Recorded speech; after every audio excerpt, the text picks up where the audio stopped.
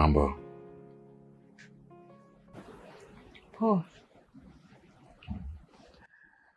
Nimekumisi.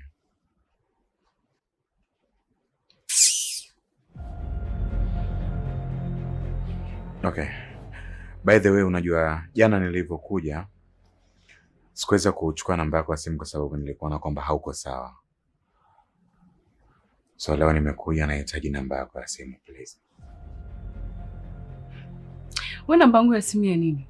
Na tunazungumza nini mimi na wewe? Nenda bwana. Violet, mimi lengo langu sio kukutafuta kwa sababu ya kuomba samahani tu.